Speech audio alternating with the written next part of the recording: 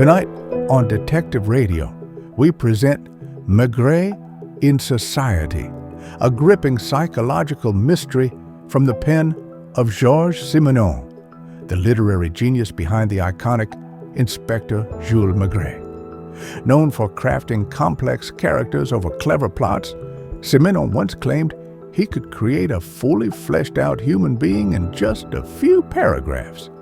And nowhere is that more true than in this chilling story of privilege, reputation, and quiet despair. In this episode of Chief Inspector Maigret, the tale begins with the death of an aging aristocrat, the Count de Saint-Hilaire, found shot in his study, a locked room mystery layered in silence. Was it suicide or something far more calculated? As Maigret navigates Parisian high society, he must untangle a web of unspoken history, secret lovers, and the burden of legacy. Stay with us as we unravel the mystery of Maigret in society.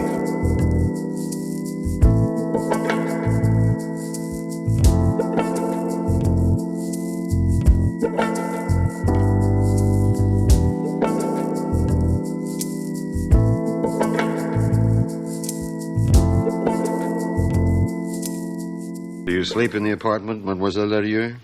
Yes. I have a little room behind the kitchen, Chief Inspector Maigret. There aren't any other servants? Not here, no. You do the housework and the cooking here? Yes? How old are you? 70. And the Comte de Saint-Hilaire? How old was he? 77. When did you leave him last night? About 10 o'clock. He was in the study? Yes? He wasn't expecting anybody? He didn't say so. Did anybody ever come to see him in the evening? His nephew. Where does his nephew live? In the Rue Jacob. He is an antique dealer. Is he called Saint-Hilaire, too? No, he's the son of Monsieur's sister. His name is Mazarin. This morning when you found the body of the Comte de Saint-Hilaire, because it was this morning you found it, wasn't it? Yes, at 8 o'clock. You didn't think of phoning Monsieur Mazarin? No. Why not? You don't like him? Who? Monsieur Mazarin. That's none of my business. What is none of your business? Family matters. The nephew didn't get along with his uncle? I didn't say that. What did you do last night at 10 o'clock? I went to bed. When did you get up? At 6 o'clock, as usual. And you didn't set foot in this room? There was no reason for me to come in here. Was the door shut? If it had been open, I should have noticed right away that something had happened. Why? Because the lights were still on. As they are now? No, the ceiling light was not on. Just the desk lamp and the floor lamp in that corner. And what did you do at 6 o'clock? First of all, I washed. And then? I cleaned my kitchen and I went to buy some croissants. And then? I made some coffee, I had my breakfast, and finally I went to the Count's bedroom with the tray. Had the bed been slept in? No. Was the room untidy? No. Last night when you left him, was the Count wearing this black dressing gown? Yes, as he always did in the evening when he didn't go out. Did he go out often? He liked the movies. Did he invite friends here? Hardly ever. Now and then he used to go out to lunch. Do you know the names of the people he met? That is none of my business. Yes. Was the Comte de Saint-Hilaire a religious man? He never missed Mass on Sunday, even in Russia. Was the window shut when you found the body? It was you who opened it. I didn't even touch the curtain. And the bedroom window? That was shut, too. Monsieur le Comte was sensitive to the cold. Who had a key to the apartment? He and I, nobody else. Did he often stay up late? Well, it depends on what you mean by late. What time did he usually go to bed? I was nearly always in bed before he was. You didn't hear him leave his study? Go into my bedroom and you'll see that you can't hear anything there except the elevator, which is on the other side of the partition. How did he spend his evenings? Reading, writing, correcting the proofs of his books. Did he go to bed at midnight, say? Perhaps a little earlier or a little later, depending on the day. And when he went to bed, he never called you? He never had need of your services? What for? He might have felt like a hot drink before going to bed, or perhaps... He never had a hot drink at night, and if he wanted something to drink, he had his liquor cabinet here. Yeah. Did the Comte de Saint-Hilaire possess any firearms? Some hunting guns. They're in the cupboard at the end of the hall. Was he a keen shot? He sometimes did a little shooting when he was invited to a chateau. He didn't own a pistol or a revolver? Did you hear my question? What did you ask me? Did he own a pistol or a revolver? Yes, I think he had a revolver. With a cylinder? What do you mean by a cylinder? Was it flat, or was there a fat part, a cylinder, in the middle? It was flat. Where did he keep this automatic of his? I don't know. I haven't seen it for a long time. The last time it was in the chest of drawers. In his bedroom? Yes. When did you last see the automatic? Some years ago. How many years ago, roughly? I don't know. Time goes so quickly. You never saw it anywhere except in the chest of drawers? No. Perhaps he had put it in one of the drawers in his desk, but I never opened those drawers, and in any case, they were always locked. Do you know why? But why do people lock pieces of furniture? He distrusted you? Certainly not. Whom, then? Well, don't you ever lock anything? You? One moment. Chief Inspector Maigret. Come in, look around. How is it that you got here before me? Did she phone you? No, she didn't even do that. She went to the Quai d'Orsay. Do you know the victim? It's the former ambassador, isn't it? I suppose that's why she went to the Foreign Office before coming to the police. I know him by name and by sight. Every morning he used to go for a stroll in the neighborhood. Who did that to him? We don't know anything yet. The police doctor should be here any minute now. And the lab boys. I suppose I can't turn him over before the photographers get here. No, don't touch him. It's queer. What's queer? He seems to have been hit by at least 4 bullets. One here, another there. I don't know what the medical experts will think about it. For my part, I wouldn't be surprised if the first bullet hadn't killed him. And in spite of that, the murderer went on firing. Mind you, that's just a theory. No, that'll be the lab and the doctor. This way. Yes, sir. Has anything been stolen? Seems not, at first sight. Does the housekeeper know anything? Well, if she does, it won't be easy to make her talk. Why not? As I told you, the first thing she did after she found the body, she didn't call his nephew or the police. But no, she went to the Foreign Office. These people, even their servants, are brought up in the belief that the whole world begins and ends on the Quai d'Orsay. Mm-hmm. Any relatives? As a nephew. Lives just a few streets away in the Rue Jacob. While my men are at work, you can look after things, Legrand. I'll go there myself. I'd rather meet him in his own setting. If I've understood you correctly, Monsieur Mazarin, this is the situation. About 1910, your uncle met a girl whom he loved and who loved him, but they didn't get married because the Comte de Saint-Hilaire was practically penniless. That's correct. 2 years later, when your uncle was in an embassy in Poland or somewhere, young Isabelle made a marriage of convenience and became the Princess Isabelle. She has a son, so it wasn't an unconsummated marriage. The couple must have lived together as husband and wife, at least at the time. Yes. Unless, in the meantime, Isabelle and your uncle had seen each other again and had given way to their passion. No. How can you be so sure? You think that in their particular world... I say no, because my uncle spent the whole of the First World War away from France. When he came back, the child, Philippe, was 2 or 3 years old. All right. The sweethearts saw each other again? No. They never saw each other again? I've already told you so. For 50 years, then, they wrote to each other practically every day, and one day your uncle spoke to you about a marriage, which was to take place in a more or less distant future, which means, I suppose, that he and Isabel were waiting for her husband, the prince, to die in order to get married. I imagine so. Now we come to the epilogue. 10 or 12 days ago, the exact date doesn't matter, the 80-year-old prince was thrown from his horse in the Bois de Boulogne. On Sunday morning, he died from his injuries. Yesterday, Tuesday, that is to say 2 days later, your uncle was killed in his study. The consequence is that two old people who for 50 years had been waiting for the time to come when they could finally be joined together won't be joined together after all. Is that right? That is correct. Well, thank you, Mr. Mazarin.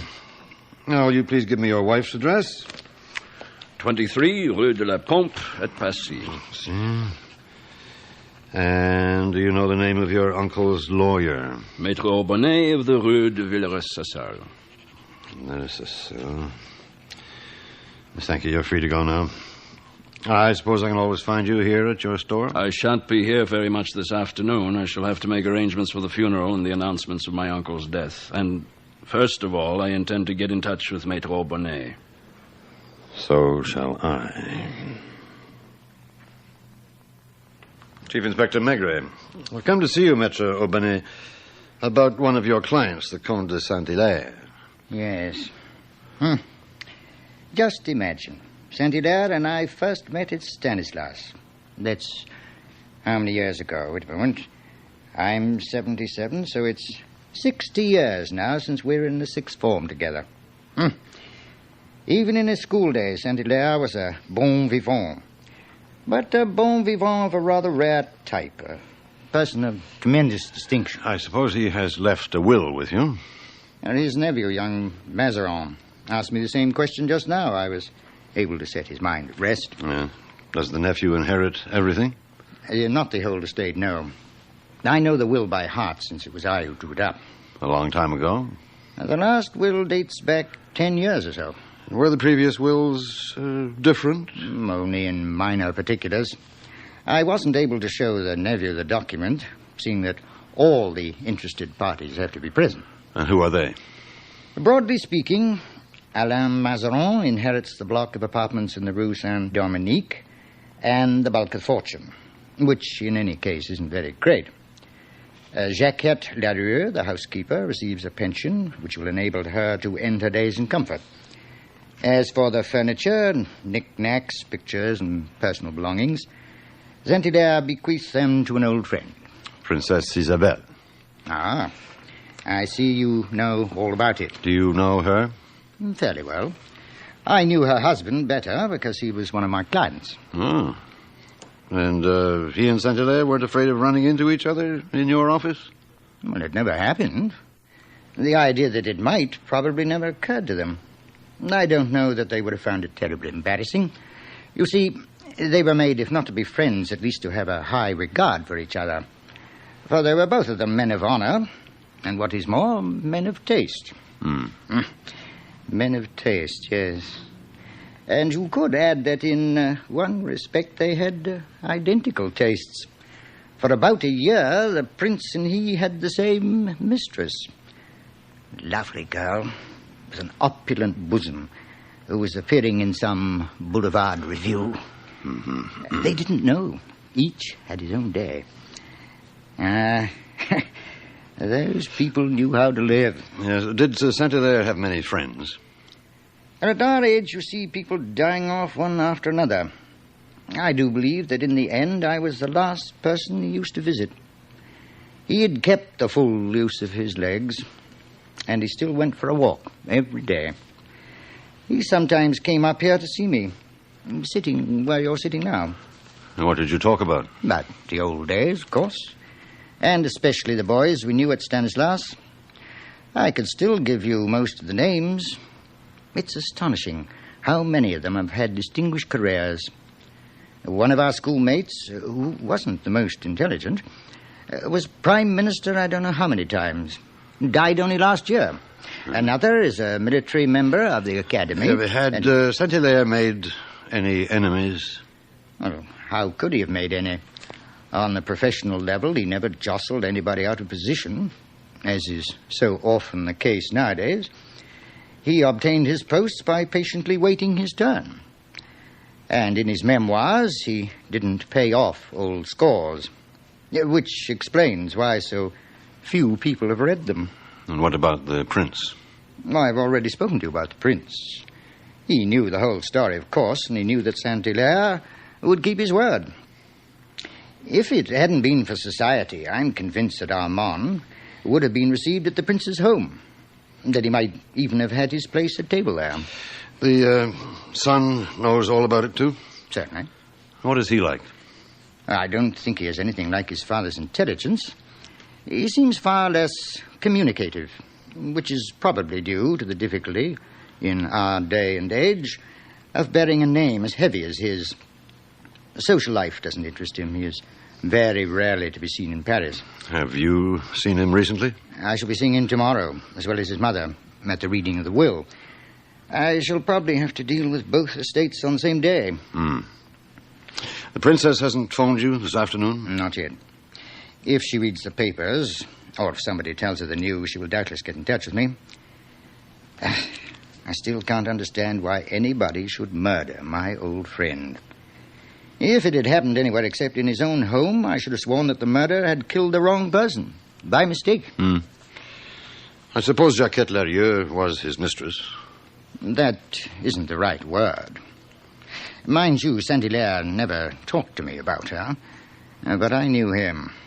I knew Jacquette, too, when she was young, and she was a very pretty girl. Now, Armand rarely let a pretty girl come within reach without trying his luck. He did it in an aesthetic spirit, if you see what I mean. And it's more than likely that if the opportunity occurred... Yes, well, thank you very much, Maître Bonnet. I suppose you're in a hurry. Yes, I'll have to see Madame Mazarin, the nephew's wife. Well, in any case, don't forget that I remain entirely at your service.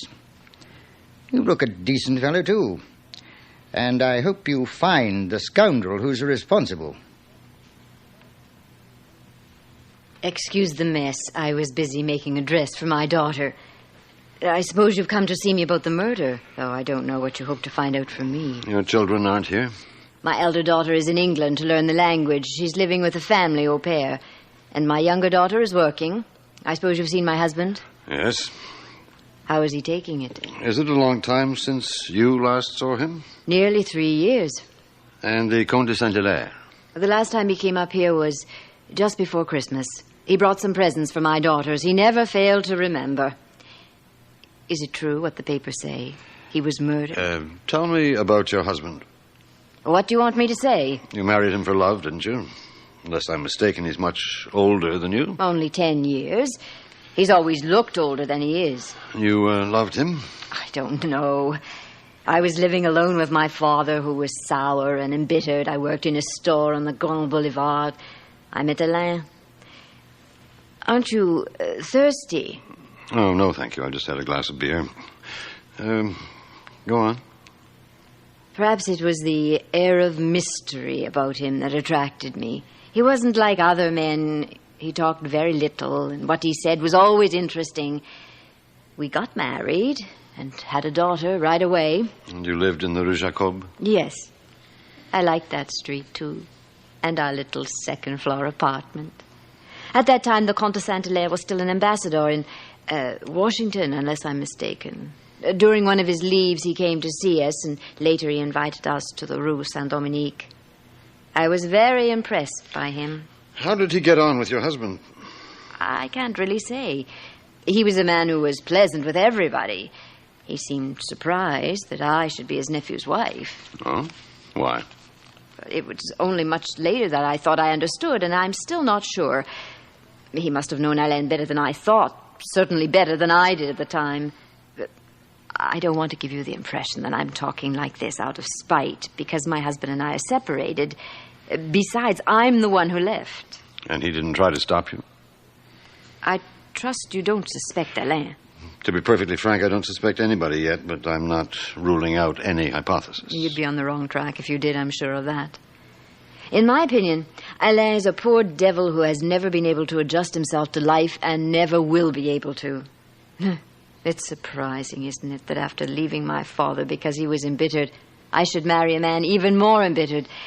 My husband imagines everybody has a grudge against him.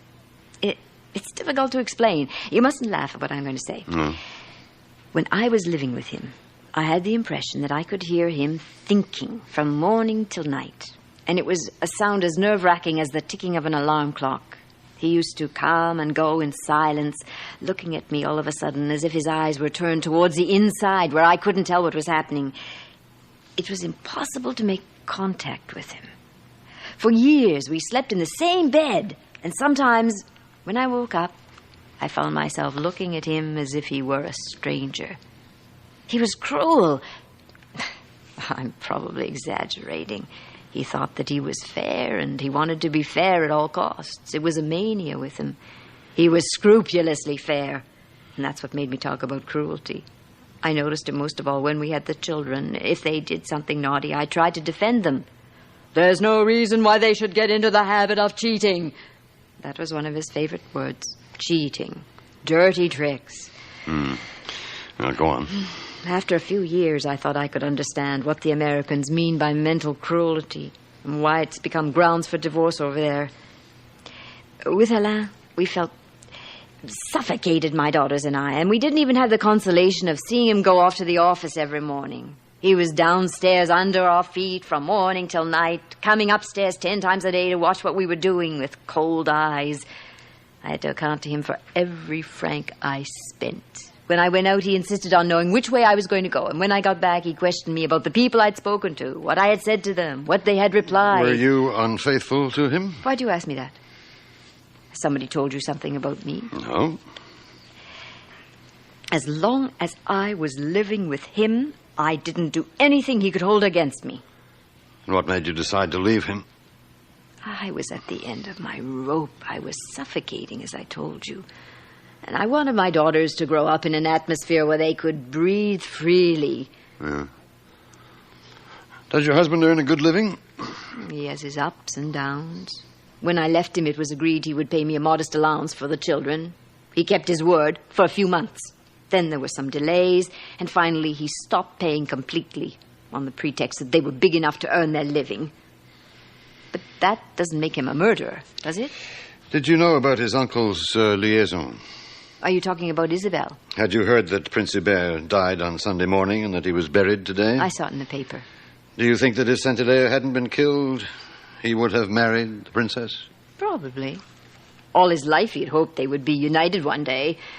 I found it touching to hear him talking about her as if she was a woman in a class apart, an almost supernatural creature, when he was a man who appreciated the realities of life sometimes a little too much. One day, a long time ago, when I went to see him about something or other, I had a job to escape from his clutches. Saint-Hilaire was a cool customer. In his eyes, it was perfectly normal. Did your husband find out? Of course not. Was he jealous? In his fashion.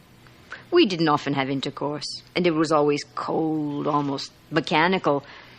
What he would have condemned wasn't that I should be attracted by another man, but that I should be guilty of a misdemeanor, a sin, an act of treachery, something he regarded as unclean. Forgive me if I've talked too much, or if I've given the impression of wanting to put him down, because that isn't the case. You've seen that I haven't made myself out to be better than I am.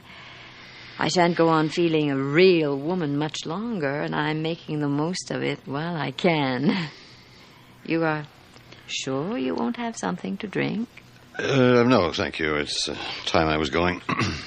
I assume all this remains confidential. What have you done with Jacquette, Legrand?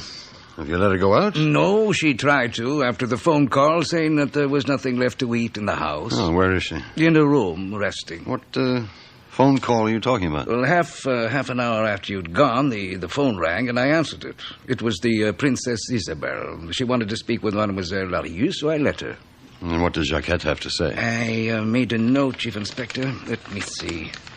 Ah, yes, here it is, and I quote, It's me, Madame la Princesse. Yes, I would have come, but these gentlemen won't allow me to go out. There are lots of them all over the apartment with all sorts of apparatus. They spent hours asking me questions, and even now there is an inspector listening to me, unquote.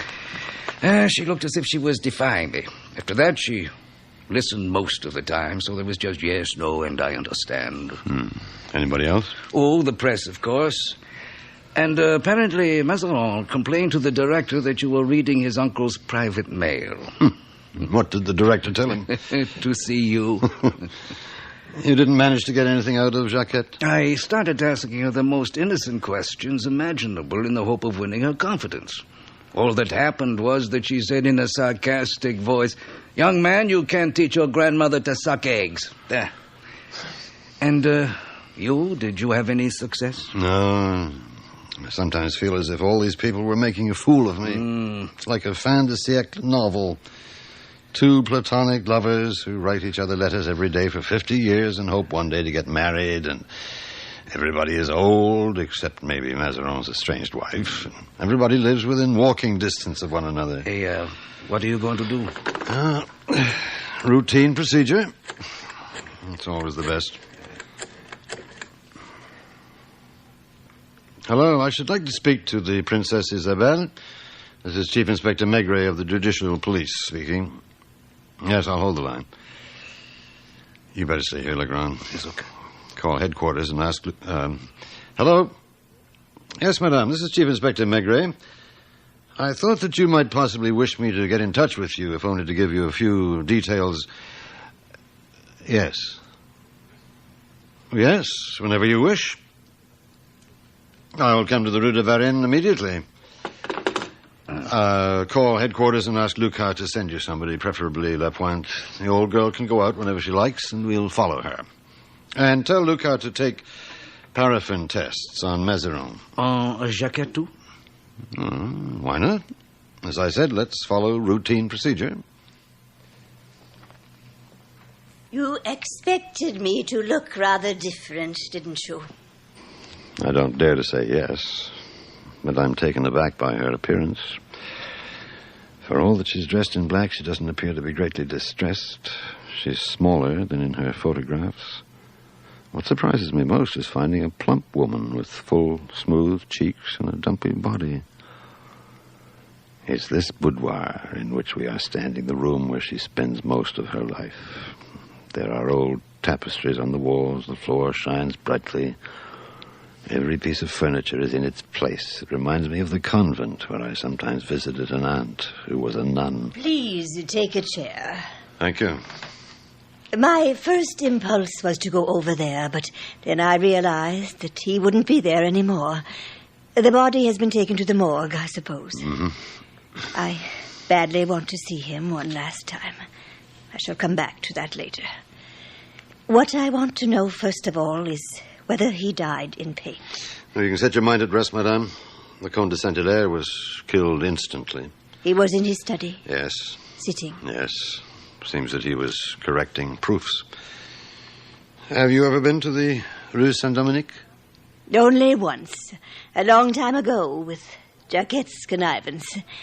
I had chosen a time when I was sure that he wouldn't be there. I wanted to see the setting of his life, so as to be able to visualize him at home in the various rooms.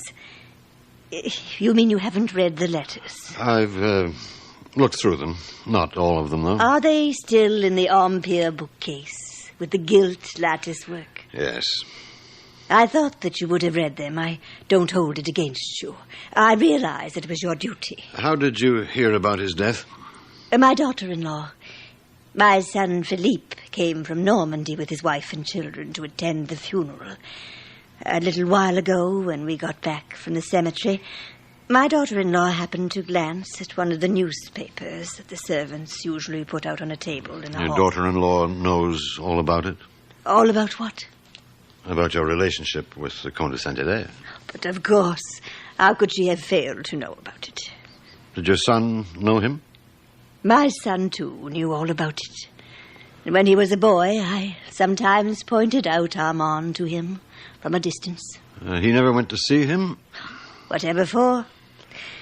Won't you have some wine? No, thank you, madame. Tell me all that you have discovered, Monsieur Maigret. At what time was he killed?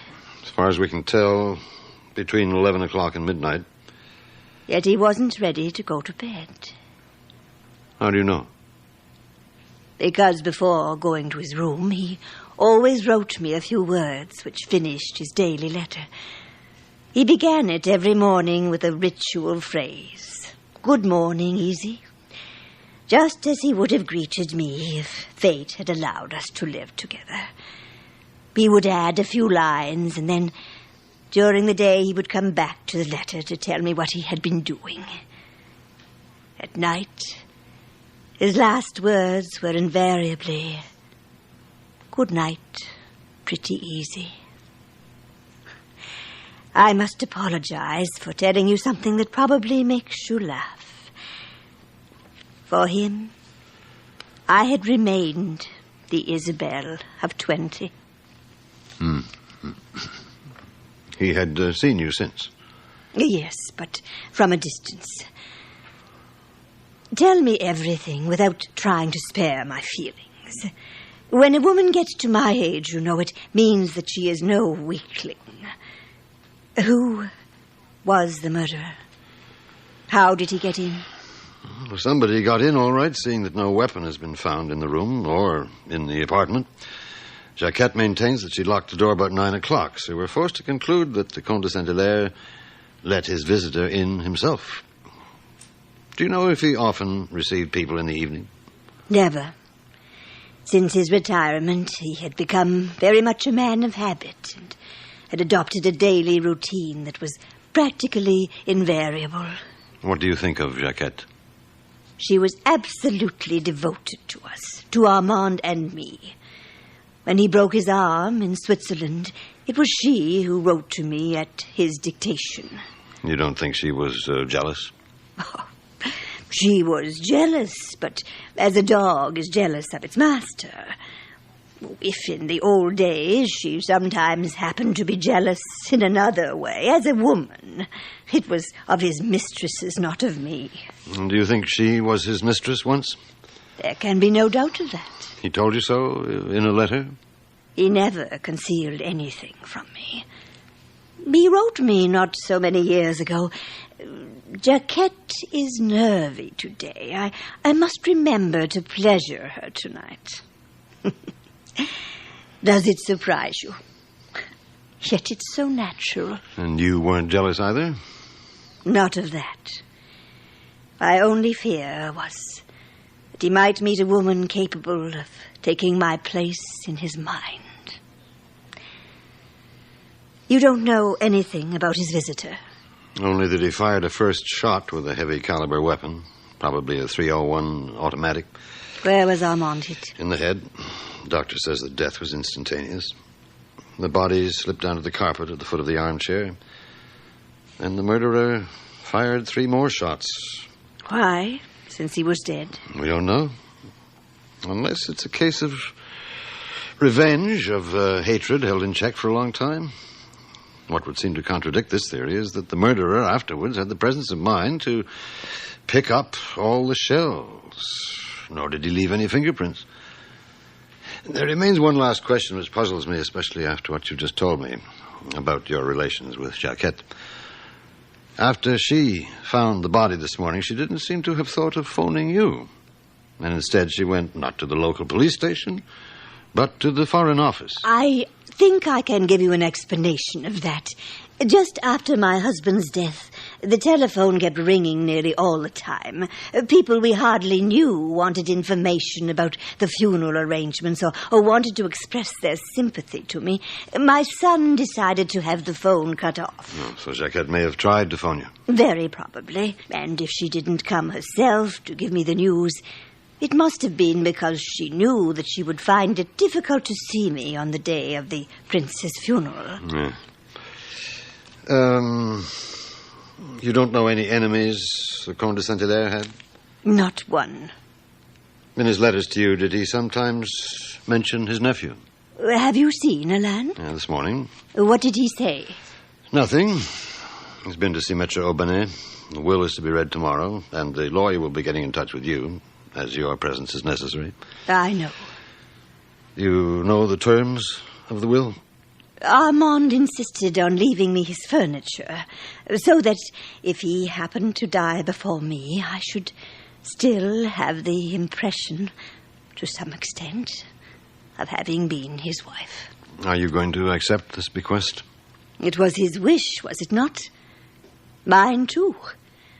If he had not died, once I had come out of mourning, I should have become the Countess de Saint-Hilaire. That had always been agreed between us. Your husband knew about your plans? Of course. Your son and daughter-in-law, too? Not only them, but all our friends. We had nothing to hide, as I said before. Armand's apartment will be reconstructed here.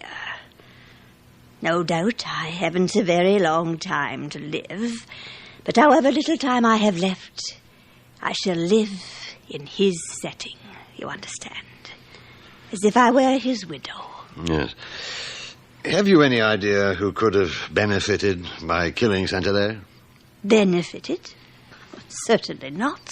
You know the broad lines of the will. And what if Alain Mazarin needed money badly? His uncle used to give him some whenever that was the case. Once my husband died, Armand and I would have married, it is true, but I would never have allowed my family to inherit his money. And Jacquette? She was aware that provision had been made for her old age. She was also aware that you had intended to go and live in the Rue Saint-Dominique? She looked forward to my doing so. And your son? What has my son got to do with it? I don't know. I'm just feeling my way. He is the heir to the name. But he would be, even if Armand had gone on living. Was your son here last night? No, he's staying with his wife and children at a hotel in the Place Vendôme, where they are in the habit of residing when they come to Paris. You mean to say that since his marriage he has never stayed in this house? Well, in the first place, he very rarely comes to Paris, and never for long, because he hates society life. And his wife, too? Yes. In the first years of their marriage, they had a suite of rooms in this house. Then they had a first child, a second, a third. How many have they altogether? 6. The eldest is 20, the youngest 7. What I am going to say may shock you, but I cannot live with children. My son knows that. So does his wife. And they don't hold it against you? They accept me as I am, with all my faults and vagaries. You said a little while ago that your son and his family were here in the house. Only a grandson. The others have left. Would you allow me to have a few words with your grandson? Why not? Come this way. Thank you.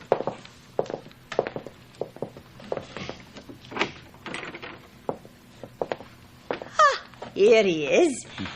Chief Inspector Maigret. This is my grandson, Julien. How do you do? How do you do, Chief Inspector? I'll leave you.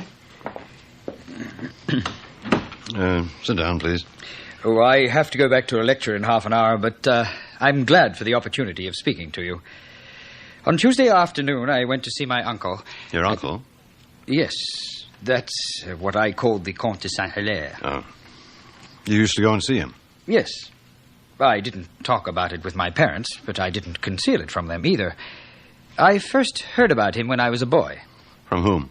From my governesses first. Then, later on, from my schoolmates.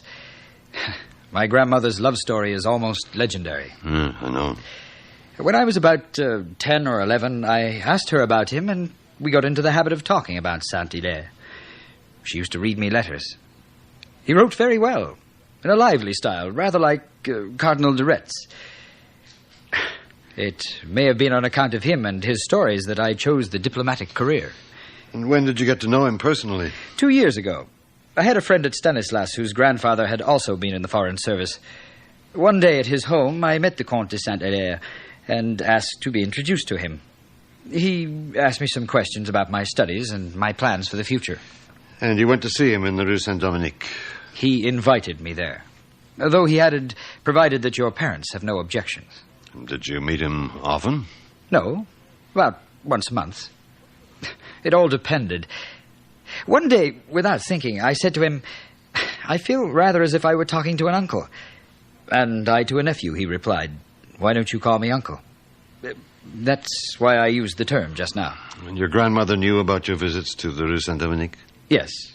I used to tell her all about our conversations. She would ask me for details, and sometimes it was she who reminded me that I hadn't been to see our friend for a long time. Yes. So, on Tuesday, you went to see the Count? Yes. Had you any special reason for this visit? In a way. My grandfather had died 2 days before, and I thought my grandmother would like to know how her friend was reacting. You didn't feel the same curiosity? Perhaps I did. I knew that they had sworn to marry one day, if it were possible. The idea appealed to you? It did, rather. And to your parents? I never talked about it to my father, but I've every reason to think that he didn't mind the idea. As for my mother... Your mother? Well, I'm not being unkind about her if I say that she attaches greater importance to titles and privileges than anybody else in the family. Hmm. And what happened in the course of this conversation in the Rue Saint-Dominique? Well, nothing that I can explain at all clearly.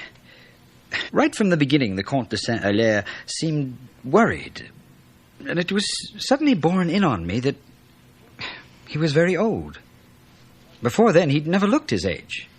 You could tell that he was in love with life, that he enjoyed every aspect of it, every moment of it, as a connoisseur.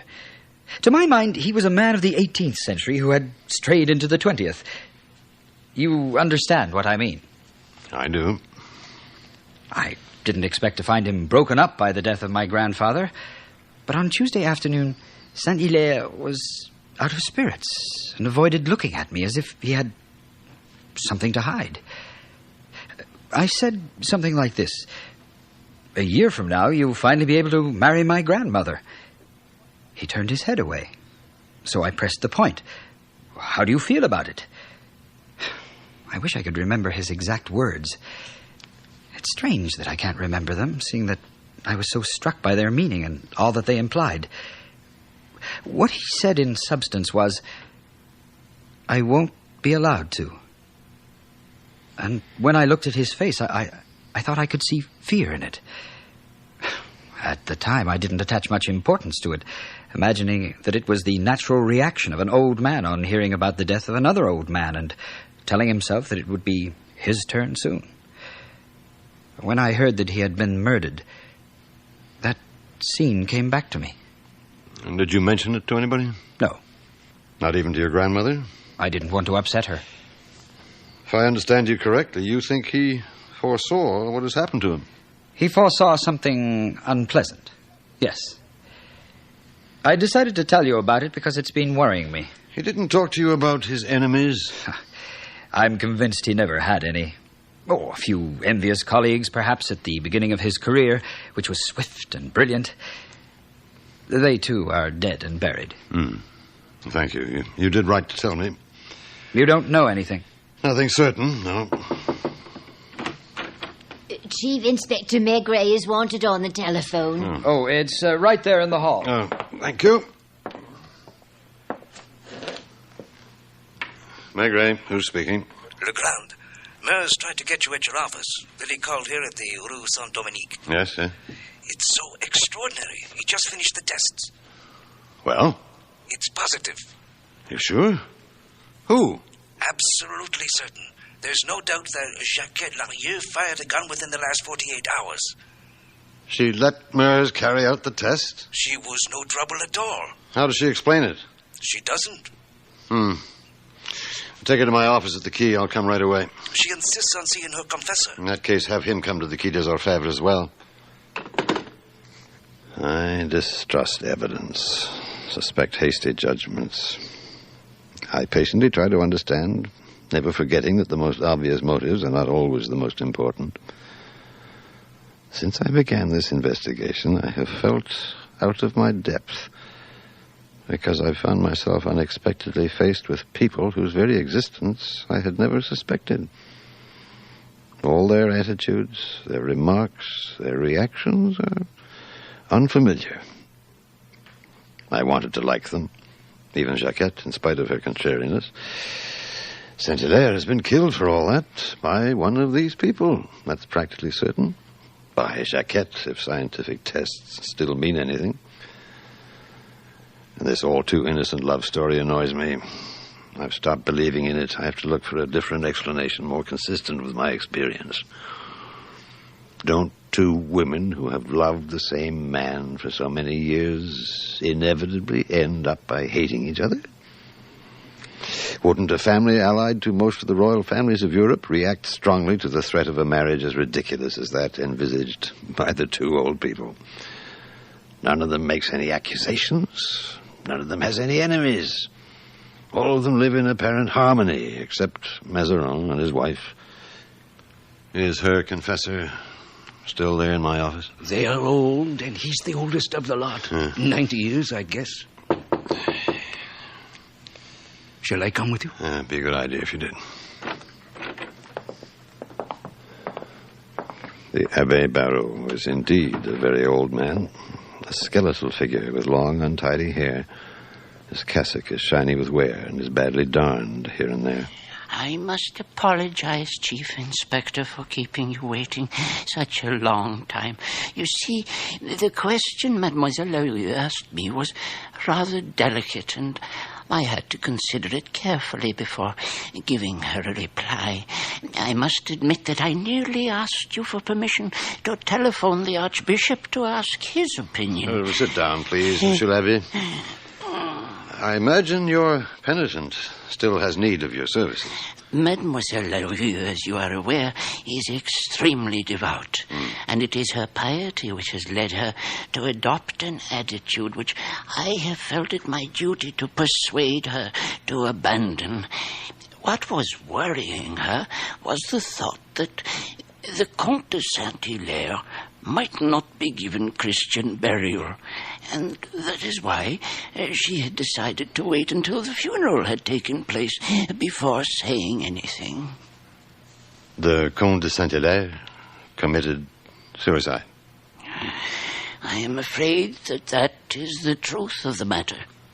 But, as I told Mademoiselle Larieux, we have no proof that he didn't repent what he had done at the last moment. No death is instantaneous in the eyes of the Church. Infinity exists in time as well as in space, and an infinitely small lapse of time, though it may defy measurement by doctors, is sufficient for contrition. I don't believe that the Church will refuse its last blessing to the Comte de Saint-Hilaire. Speak up, Jacquette. Repeat what you have just told me. I was in bed.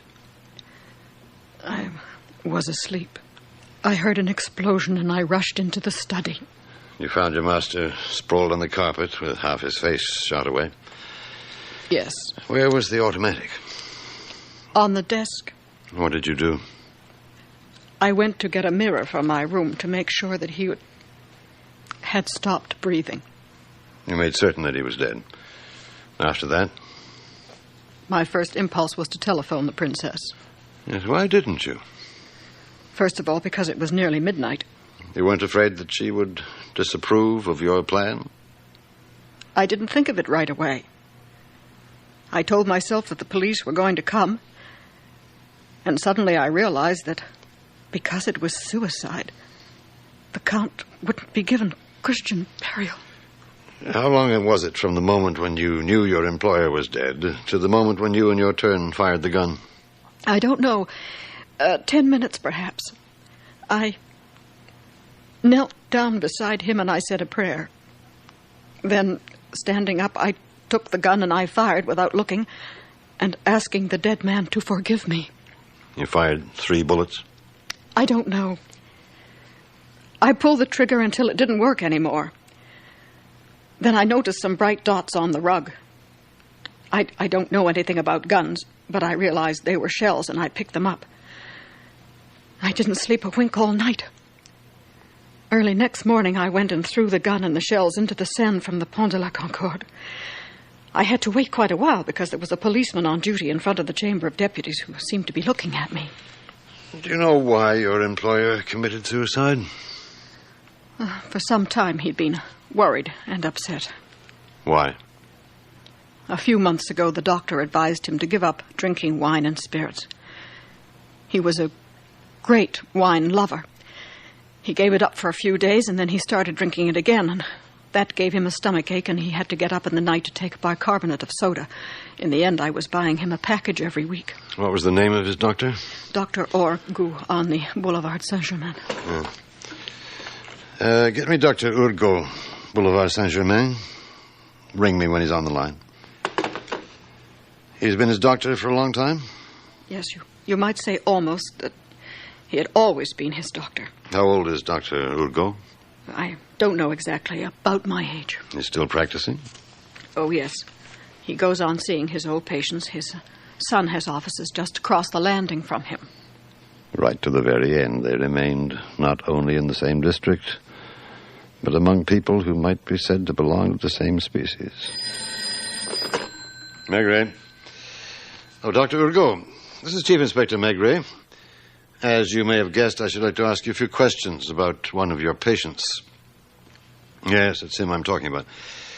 Jacquette Larieux is here in my office and has just told me that the Comte de Saint-Hilaire committed suicide. What's that? Oh, you were expecting me to come and see you. You had guessed it was that. She says that for several months the Comte de Saint-Hilaire had been suffering from pains in the stomach. Yes, I can hear you perfectly. Dr. Tudel, the expert who carried out the post-mortem, says he was surprised to find an old man's organs in such good condition. What's that? Well, that's what you kept telling your patient. And he didn't believe you. Yes. Yes, I see. You couldn't convince him. Oh, he went to see some of your colleagues. Thank you, Doctor. I shall probably have to trouble you to take your evidence. But no, on the contrary, it's very important. The Comte de Saint-Hilaire got it into his head that he was suffering from cancer. In spite of his doctor's assurance to the contrary, he started going to different doctors to be examined, deciding every time that the truth was being kept from him. Oh, he was always so proud of his health. In the old days, he often used to say that he wasn't afraid of death, that he was prepared for it, but that he would find it hard to put up with being sick. One of his friends, several years ago, died of cancer, which had kept him in bed for nearly 2 years. The Count used to say, "Why don't they let him die? If I were in his place, I should ask them to help me to go as soon as possible."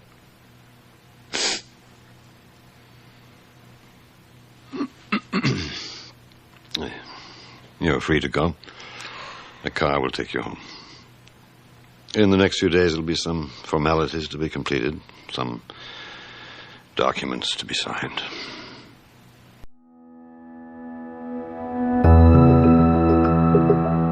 You were listening to a series of chilling mystery uncovered by Inspector Jules Maigret, written by Georges Simenon. If you like this episode, please subscribe and hit the bell icon so that you get the update for the next episode. Till then, stay safe, stay alert, au revoir.